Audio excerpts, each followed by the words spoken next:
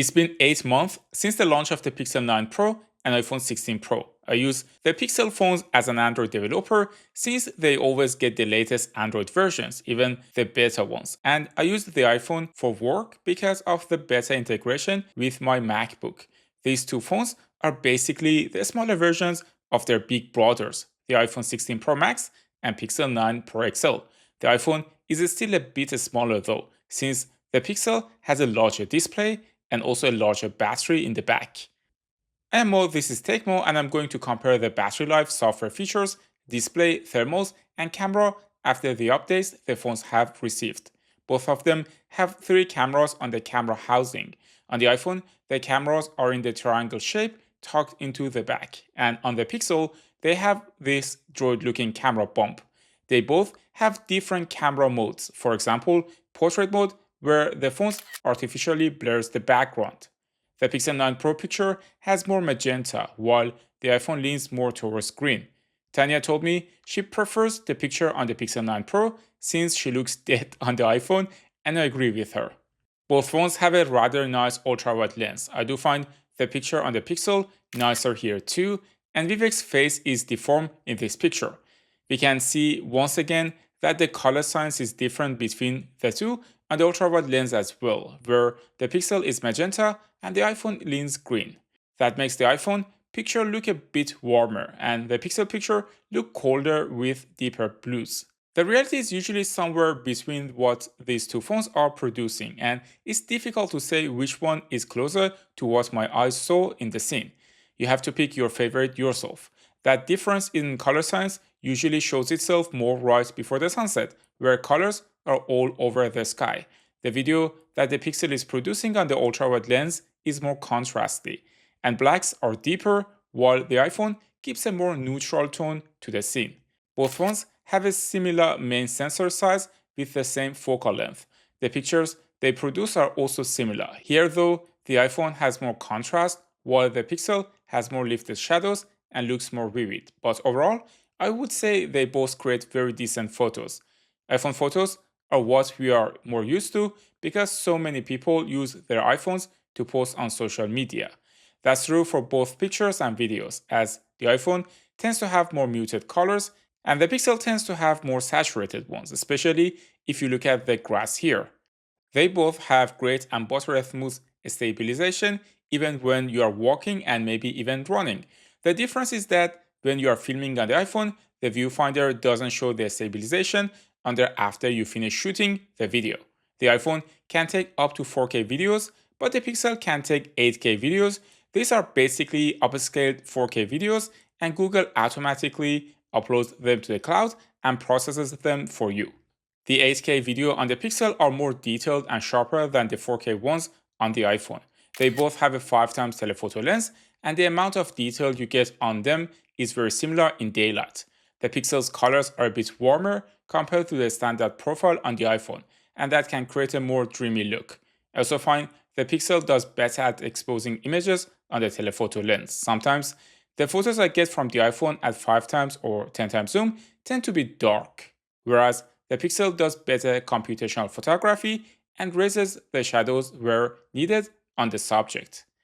And the colors during sunset in the video on both of the main lens and the telephoto lens couldn't be more different. The Pixel is very vivid and saturated, while the iPhone has a bit of a muted tone, maybe a bit too muted for my taste. I'd rather have something in between the two. Also, the 8K mode when punching in is a great advantage on the Pixel phones, since usually after 5x zoom, the video is too soft, but with upscaling happening on the Google Cloud, the video on the Pixel looks sharper compared to the iPhone. Both of them can go up to 30x zoom, but you don't get the crazy 100x to 100x zoom like on some Android phones such as the Galaxy. They also both support macro photography with a decent close focus distance. That can help you take nice pictures of flowers and small objects where you need to get the camera close to the subject. Also, the selfie camera on the Pixel is wider compared to the iPhone, and that's great news for taking group selfies. For flare management, neither of them does a great job. The iPhone is kind of famous for those green dots all over the screen when light reflects on the camera, but The Pixel also doesn't do particularly well here. The iPhone has the latest A18 Pro chipset, while the Pixel is running on the latest Google Tensor G4. Historically, Tensor chipsets are not that great in terms of performance and heating. My experience is that as long as you are running mainstream applications like email, Chrome, photos, and things like that, you are fine. But the moment you want to do heavier tasks like exporting a video, you'll notice that the Pixel isn't on par with other flagship phones in terms of speed. That also shows in benchmarks, where, for example, in Geekbench, the iPhone currently scores almost double that of the Pixel in both single-core and multi-core tests. Or if you test the camera graphics unit using the 3D Mark Wildlife Extreme test, the Pixel averages around 15 frames per second, while the iPhone gets almost double, around 30 frames per second. That's a fairly accurate comparison if you want to play heavy video games like Genshin Impact, but not everybody does.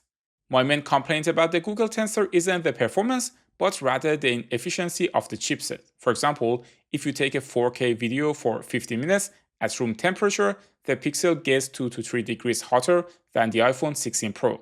That may not seem like a big difference, but in daily life, especially in summer, I definitely notice that my Pixel tends to heat up more when I'm outside shooting videos, taking photos, or on a video call for an extended period of time.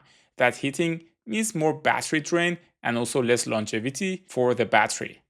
In terms of software, the Pixel 9 Pro runs Android 15 and you can already install the Android 16 beta on it, while the iPhone is running iOS 18. I'm pretty sure by now you know the main differences between them, but these days, the differences between operating systems are smaller than ever. For example, they both have AI features, and if you hold the power button, you can ask questions using Gemini or Siri. Siri is also using ChatGPT. For example, I ask, where is the city with the best weather today in Europe? Or I ask if I have anything on my calendar today, and both are connected to my apps like my calendar and can check those things and inform me like a virtual assistant. Each of them also has unique features. For example, on the Pixel, you have Circle to Search, like on other Android phones, where you can select anything and it will find it for you on the internet, like this picture I took in Hamburg, and set it as my background. On the iPhone, the main feature is the great connection you get to your other Apple products with things like AirDrop. They also both have bright, great displays. When playing HDR content, Apple has a bit of a lead. I do notice that the iPhone gets brighter when playing HDR, and the phone boosts its brightness compared to the Pixel, where the display is a bit dull. There is virtually no difference when playing normal content though, and they both produce gorgeous colors that you can look at for hours. They are both 120Hz displays, and the only difference is that the Pixel has a dot for the selfie camera, while the iPhone has the dynamic island, but you will get used to both of them in no time. I do personally prefer the style of the Pixel though, and the fact that there is also a fingerprint scanner. You can unlock the phone with Face Unlock on both of these phones securely. Another reason you might want to get the Pixel is Gboard. I know it sounds a bit silly to pick a phone just because of the keyboard, but the clipboard on Gboard on Pixel and Android phones is something I cannot live without, and it is one of the best features ever created on phones. In terms of battery life, the Pixel has almost 4700 mAh, while the iPhone has only 3500 mAh. That number doesn't mean much though, because in reality, I always get the same battery life on both of them. For example, I ran everything you saw in this video today on the same day, and I also played a couple of hours of YouTube at the end of the test to measure battery life. By the end of the test, with almost 4 hours of screen on time, the Pixel had 51% and the iPhone had 50%.